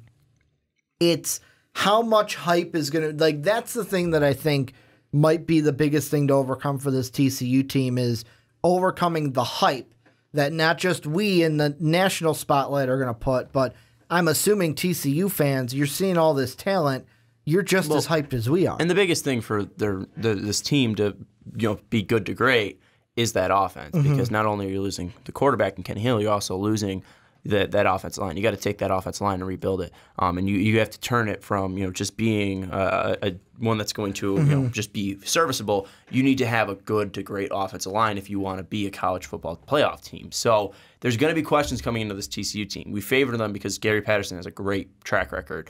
We favor them because they have one of the best defenses, if not the best defense in the Big 12. And even then, they might have a top 10 defense in all of college football. So we favor that. But what will they be able to do on offense? Will they be able to do enough? That's why that Ohio State game, I'm not going to favor TCU. And then when it comes to that Texas game, you're playing at Austin. So that might be, right away, you might be starting 2-2, and there goes your college football playoff hopes. And you have Oklahoma at home, which is going to be a major plus. But even then, Oklahoma, if they have enough offensively in Kyler Murray, will you be able to keep up with that high pace that we expect from a Lincoln Riley offense? So even though I favor them and I think they're going to be in the Big 12 title game, I don't know if they're for sure the best team in the Big 12. They have the ability to, and they obviously have the track record to be the best team in the Big 12. But, and I think there's the less question marks out of Oklahoma, Texas, all the teams we talked about so far. But I don't know if they'll be able to overcome that because, again, Oklahoma is consistently getting these next level athletes where TCU, it's consistently 4-star recruits. It's consistently 3-star recruits. They don't have those next level pro type players where you look at Oklahoma. They got #1 pick in the draft, Baker Mayfield. We look at Kyler Murray. This kid's a two-star athlete, and I think he was a 5-star quarterback coming out of high school. They're able to attract those big names, those next-level athletes. Gary Patterson probably does a better job of coaching these players to turn them into great players. But, again, talent-wise, we look at Oklahoma's, we look at Texas, we look at Ohio State's, they're consistently getting better, talented players. But, again, it might come down to, again, this is why TCU is so high up in the Big 12, they're being coached the right way in Gary Patterson. So will they have enough coaching, and will that be able to balance out the talent differential between these teams? And again, it's fairly small, fairly minimal between these two teams. I think this chair's thought you were going to fall? It's fairly minimal between these two teams, but it's something that might make the difference in the end. To me, the guy I'm looking at on offense is Sean Robinson. And the reason why I'm looking at him is not only is he the quarterback, and we always look at the quarterback, but coming in, it was supposed to be Sean Robinson and then 4-star Justin Rogers. Well, Justin Rogers is probably going to redshirt this season as he recovers from knee surgery. It's Sean Robinson's job. The sophomore is going to have it. And the thing I look at with TCU, maybe this is me, a non-TCU mind looking at it, is TCU's had good seasons in the past. They were 11-3 last year. They had 11 wins in 2015, 12-1 in 2014. But to me, the only time in my lifetime that TCU has been to a major New Year's Six, and I'm actually going to look at it, since I was born in 1990, they have only been to a New Year's Six bowl one time. Twice? No. Fiesta and Rose, 2009. Oh, that's right, the Fiesta Bowl. So twice. I'm thinking, though, 2010. And actually, 29 or 09 helps me just as well because I believe in 2009 and in 2010 they had the same quarterback that I was going to bring up is Andy Dalton. And Sean Robinson, I'm not going to say he's going to be on the same level that Andy Dalton was on, but that's what you like. TCU's been good. To me, they need that quarterback. They need Sean Robinson to channel his inner Andy Dalton and kind of elevate them to an undefeated team. The only way they make the playoff, in my mind, is if they go undefeated. And the biggest thing for them, for TCU, is I understand where you're going with, but it's the conference. They can afford that loss against Ohio State. They really can. But looking at their history, I see them only losing maybe one game in conference. When looking at Gary Patterson's history throughout the conference, the worst season that they've had and have had 10 wins on the season. This is in conference. The least amount of wins they've had in conference and have had a very good season of 10 wins or more was 6-2. 2002, they went 6-2 at the conference and finished 10-2. Then we look at 11-1 when they went 11-1 in 2005, 8-0. When they went 12-1 in 2009, 8-0. 13-0, 8-0. 11-2, 7-0. 12-1, 8-1. 11-3, 7-2. 11-2, 7-2. I mean, it's pretty much boom or bust in the conference since they've joined the Big 12 too. It's either boom or bust in the conference, and this has been just consistent throughout Gary Patterson's time with the TCU Horned Frogs, whether it's in the Mountain West, Conference USA, or the Big 12. If you are able to win in your conference, you are going to be an 11-plus win team or 10-plus win team this season. So the biggest thing for them is in the conference. It doesn't matter if you lose to Ohio State. It really matters about this conference. That's going to be the pinnacle and really the tipping point for TCU this year. Well, and maybe because, maybe the reason I'm focusing so much on the Ohio State is with my prediction with this team. Well, the Ohio State one will put them in the playoffs. Well, yeah. That's the thing. But the thing I was going to say is maybe I'm harping so much on it is because I expect it to go, like I said, I kind of hinted this with the Texas. I feel like Texas is going to be in that game. I already said they'll lose to TCU. I think that, yes, TCU could possibly lose to Oklahoma. I'm going to say TCU wins. I feel confident that TCU this year, all Sean Robinson needs to do is play at a level good enough to elevate this team. They can win out in this conference. Yes, we talked about West Virginia. Yes, that game's in Morgantown. I like this TCU roster more than that Morgantown team, that West Virginia team, that defense is going to be decimated this year and won't be as strong as they should be. To me, it's 3 games on the schedule because Iowa State, I'm going to kind of move them to the side too because I think they can compete with a Texas. I don't think they can compete with a TCU. I think they can compete with TCU because you're looking at two great defenses there. And the thing with that is who's just going to get the crucial turnover, who's going to be able to do enough offensively. That's the biggest thing in those type of games. So I think that's going to be closer. I think it's closer for Iowa State to beat a TCU than it is a Texas because, I mean, the biggest two strong points of those teams is their defense. So it's just really, can you get the right turnovers at the right time? And even last year, that game between those two teams was close. It was. It was 14-7, and the big kind of downfall in that game was Kenny Hill had 2 turnovers and had no touchdowns. That was the reason they won. And I remember watching the game. It was a great game between those two, even though it was only 14-7. So that's the biggest thing with those two teams is who's going to have the best defense, who's going to have that crucial turnover, who's going to be able to turn the tide. And the biggest thing about that was it was at Iowa State. So now at least Gary Patterson will at least get to flip that, redo it, rerun it at TCU this year. Do you think that there's going to be, coming into this year, do you think that if we had to judge out of all the Big 12 teams, we'll just say just the top, because obviously Kansas is going to have no pressure on them this year. Would you say TCU out of all the Big 12 teams might have the most pressure coming into this year? No, it's Texas. Because TCU, you're pretty much expecting to win. I mean, it's not really. It's not playoff or bust for TCU. I mean, like, not pressure like... Gary Patterson's going to keep his job, no matter what. Well, and I'm not saying pressure like that. I'm saying pressure like, all right... They're the only hope for Big 12? No. What are you talking about? Like a pressure of, like, game to game. They'll be the favorites in every single game? All right, we're the favorite in this game. It's a pressure, like... Basically, what I'm trying to get at is it's like those teams we think about where it's like, man, this team...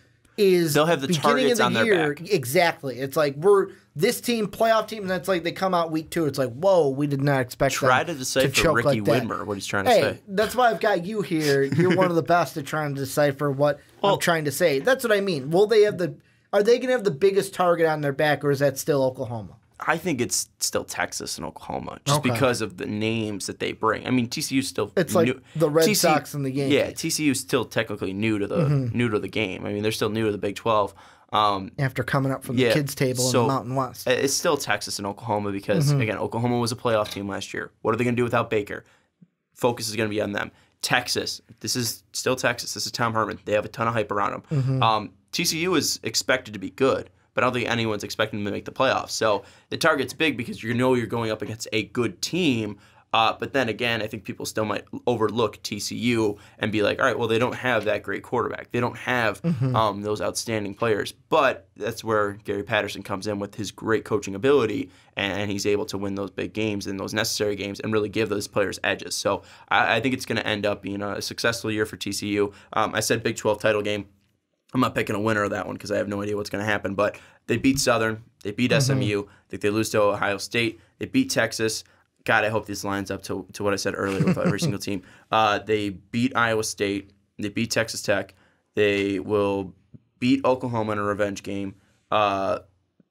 Beat Kansas. Lose to Kansas. Beat Kansas State. Lose to West Virginia. Beat Baylor.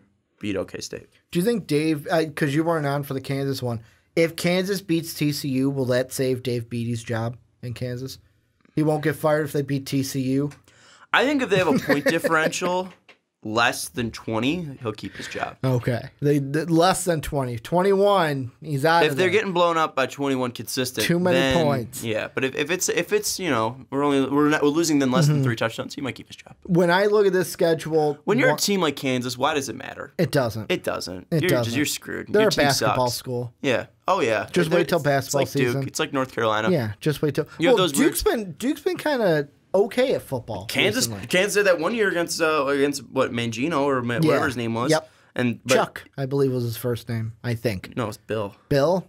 Whatever. It's a long time ago. Eric. Was it Eric? That was right before. No, you're thinking Eric Mangini. That's who you're thinking of. That was before Charlie Weiss too. Yeah.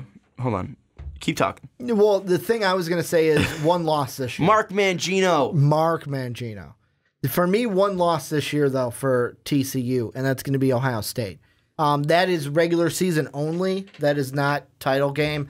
I said it before. I've got my Big 12 title game picked out. It's going to be Texas with one loss, going up against TCU with one loss. TCU, though, is going to be undefeated in the conference, so they'll hold the number 1 seed. And then I'm not picking a winner in that game yet because I don't know who would win. But I feel like this could be a year where the Big 12 sees a TCU team go only 1 loss, win it all, and then don't make the playoffs because they lost to Ohio State. Did I say 2 losses for TCU in the Big 12? Yeah, no. You said Ohio State and Oklahoma.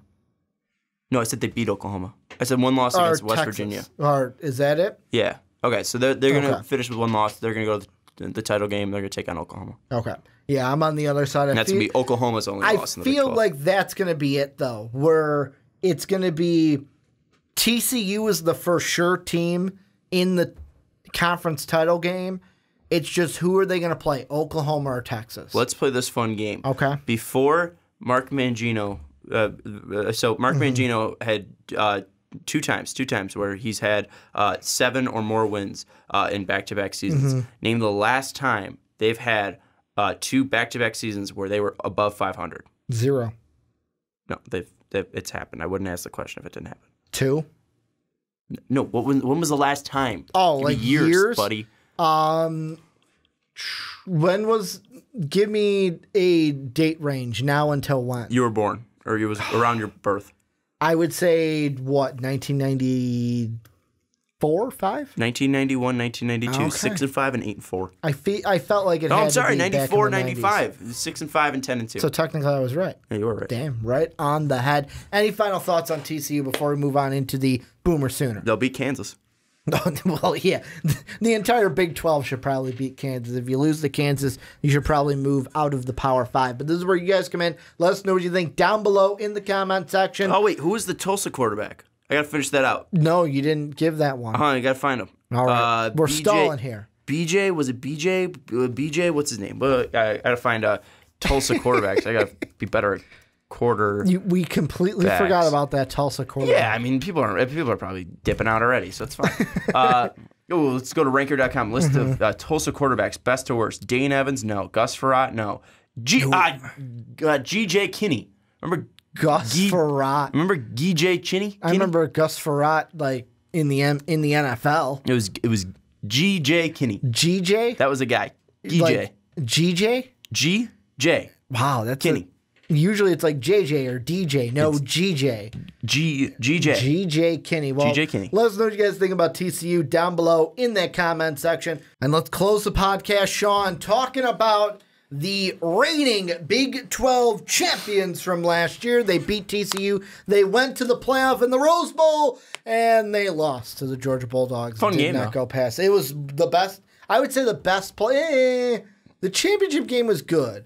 But I might say the Oklahoma Georgia game could be the best game of the playoff. I'd agree with that. In like the last like X amount of years. Do you think it's better than Clemson Alabama championship games? No, that was fun. Okay. Like I think it's like the Clemson Alabama games, then that Rose Bowl game. So it's in the top 3. I mean, I would for say sure. I'd throw in the Alabama Georgia game. Right championship. Behind it, yeah. 3 championships with a semifinal in there. Usually the semifinals have been duds. I think 5th would probably be that Washington Alabama game. But is that better than the Alabama Michigan State game from the first year that we had the playoff? What was the blowout one where Ohio State got destroyed by Clemson? I liked watching that one because I hate Ohio State. Wasn't that 2 years ago? Yeah, that was a fun one. That was the same year that Alabama lost or beat Washington. No, I don't want to talk about it. I think that was the same year. But we're talking about Oklahoma in this last section of the podcast. And the first question I'm going to ask you is simple. Timeout. Yep.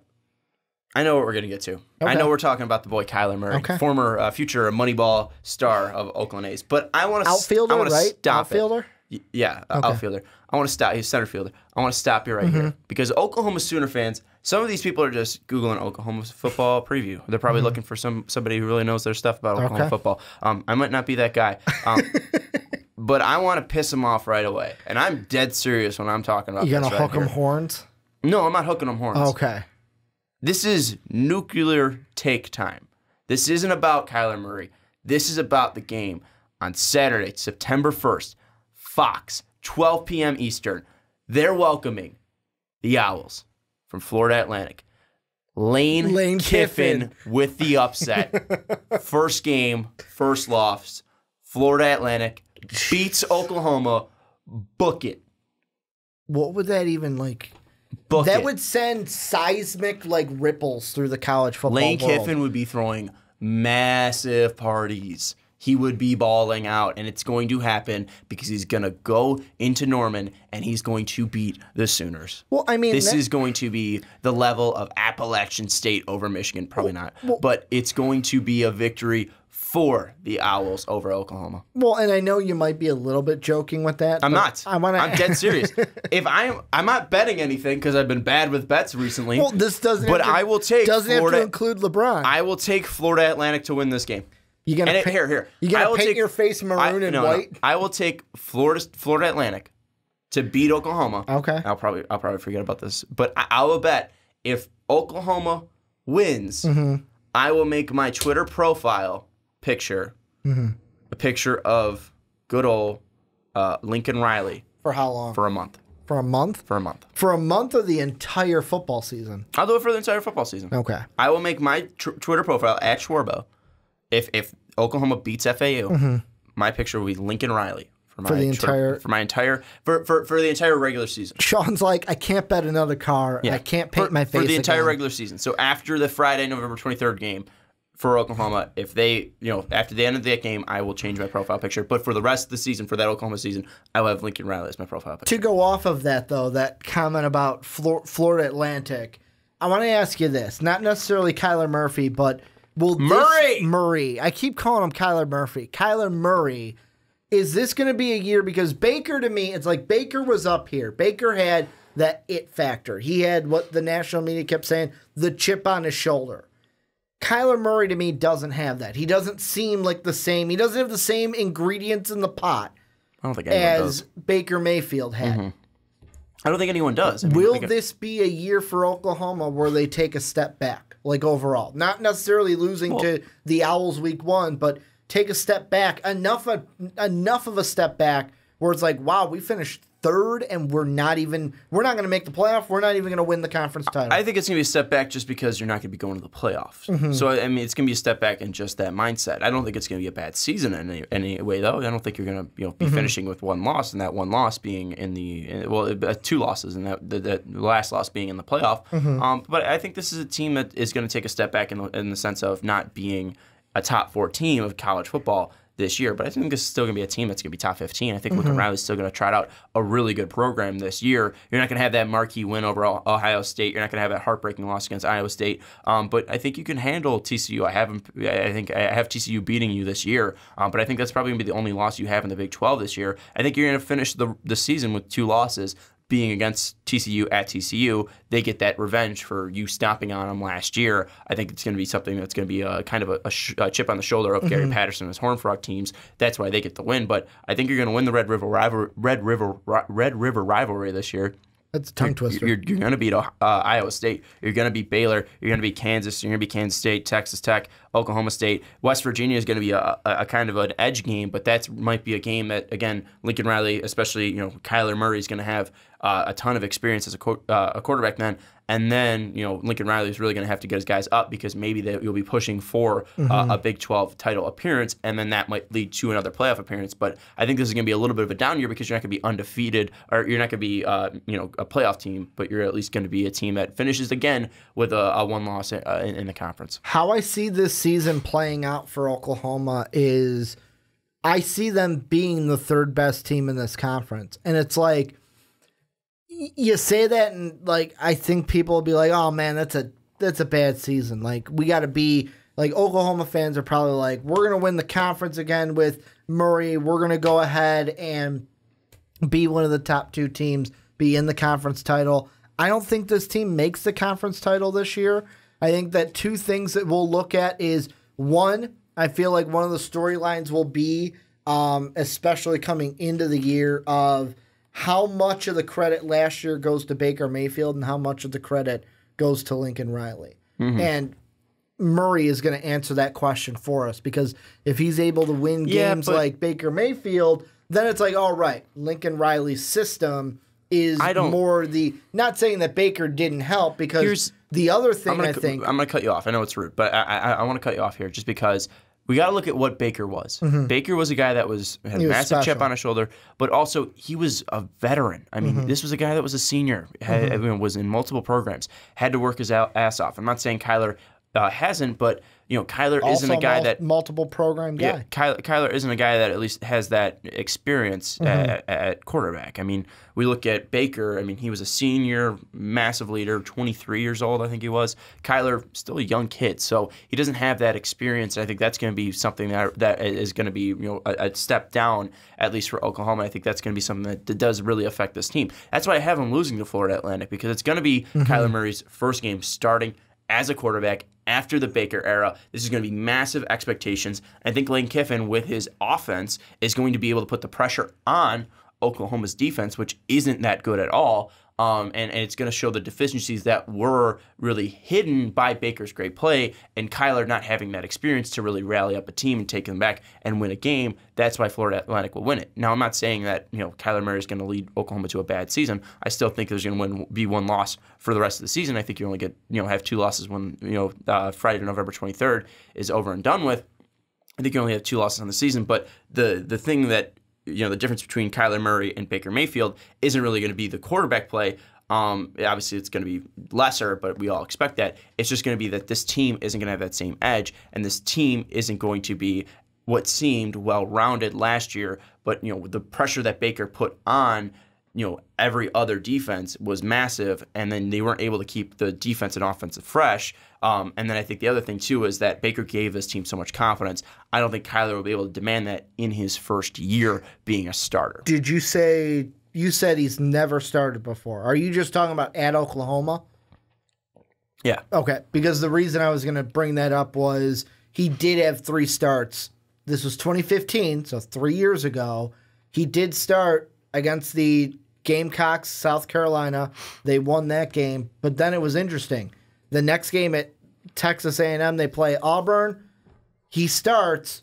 Jake Hubernack comes in, plays some snaps, and then against West Carolina, it might have been because it was a blowout, but we saw Kyle Allen in that game as well. But Murray got the start in that one, and that was a 41-17 game. So that was probably blowout time that Allen came in. And with Kyler Murray, I feel like he was going to be the starter for Sumlin and the Aggies, decided to get out, had to sit that year out in 2016. 2017, Baker had the job.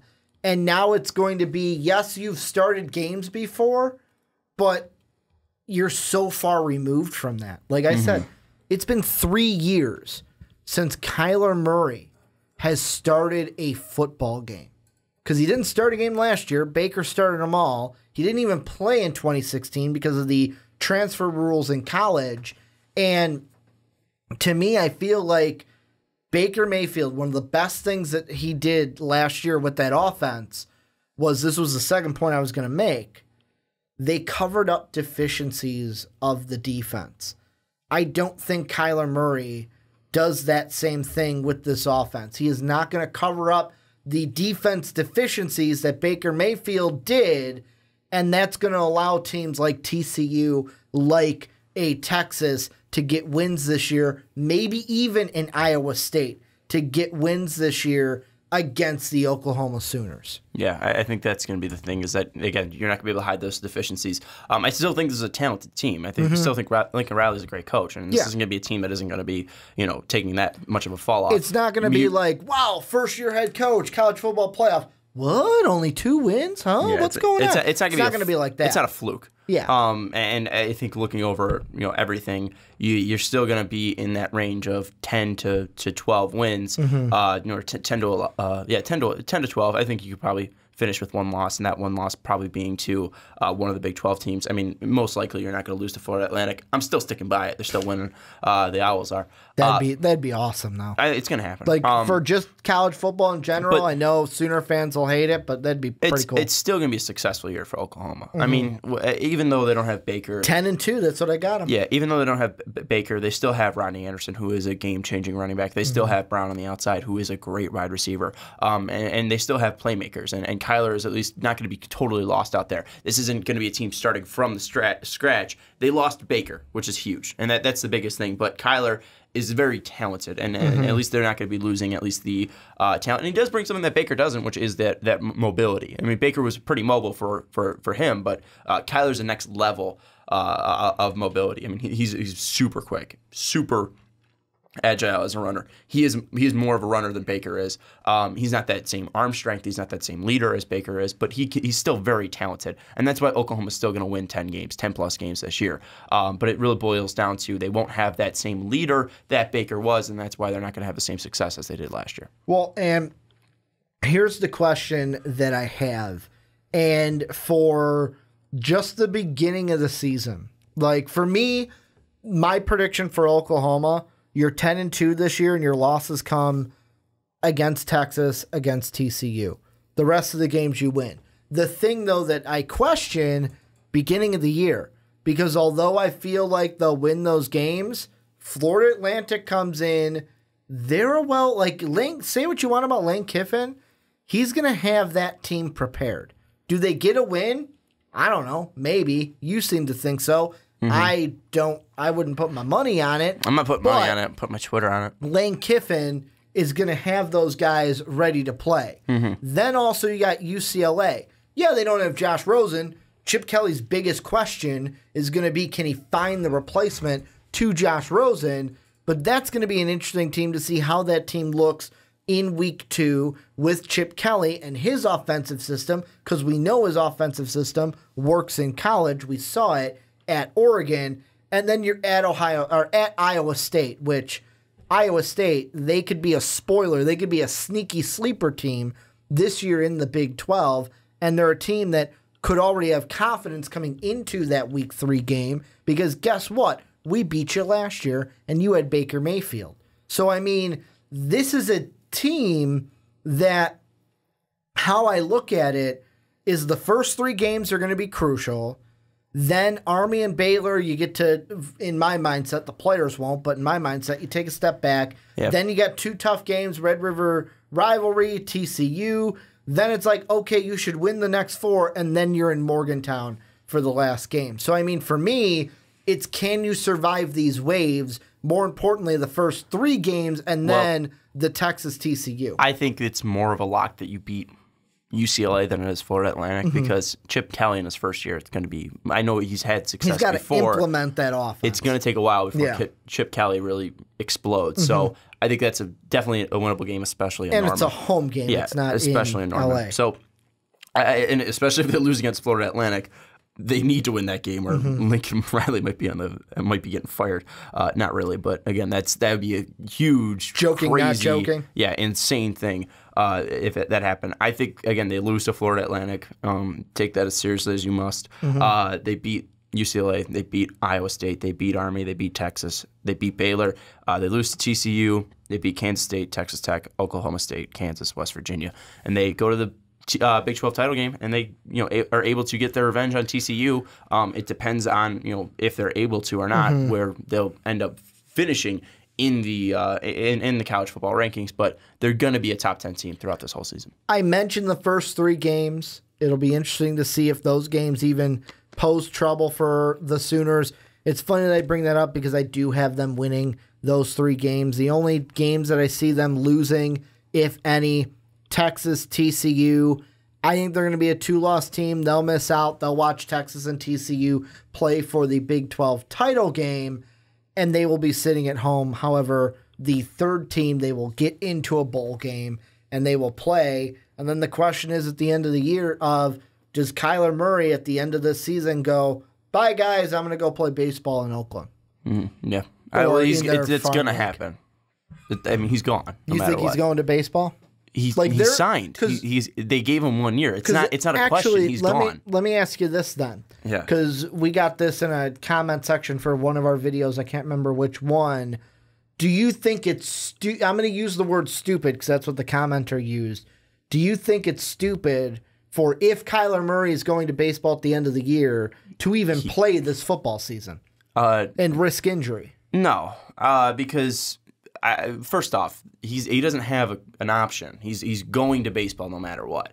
The A's are letting him play. Well, football at okay. Then if you're going to baseball, like the commenter was, he's stupid, he's risking injury. Do you see the same mindset of if you're going to baseball, why risk injury playing a much physical sport and than baseball? Bomani Jones thinks the same thing too. He said it's the dumbest thing he's ever heard. I think it's I miss Bomani with the panky rang. I think it's something where it's a risk, it's a gamble, but I don't think it's idiotic. There's definitely a risk and gamble in it, but also if he's able to at least hit and he's able to stay healthy and he's able to have let Oklahoma have a good year, that's going to open him up to possibly pulling a Bo Jackson or Deion Sanders, where he might be able to make that transition later on in his career Russell Wilson. if he wants to. Okay, well, Bo. They actually played. They actually played. I'm just saying Russell Wilson could if he wanted to. Russell Wilson is more in the mindset of Tim Tebow than he is Bo Jackson and Deion Sanders. But Kyler could possibly open up his ability to do that.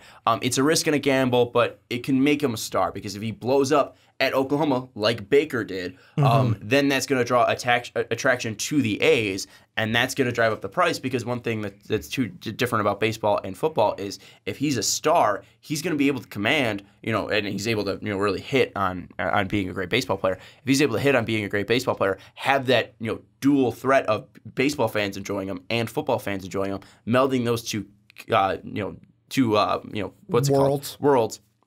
He might be able to demand $300 million, $400 million, and you're not able to do that in football. Those contracts in baseball are guaranteed, where they're not in football. So it's a risk, it's a gamble, but I think it might be worth it in the end for Kyler Murray. And the one thing too is he might deal with concussions, but you're going to a sport in baseball that is going to be less physical on you, unless you get hit by an Aroldis Chapman 100-mile-an-hour fastball. But that typically does not happen. Yeah, unless like the pitcher's actually throwing at you. But how often does that happen? You just got to follow these unwritten rules that baseball is always talking about. I see what Kyler Murray is doing. Like, it's the way I'm looking at it is he knows he's going to go to baseball, and it's kind of like that. I almost relate it to that. He's got nothing to lose. Well, I relate it to that quarterback who is at a smaller school. It's his senior year.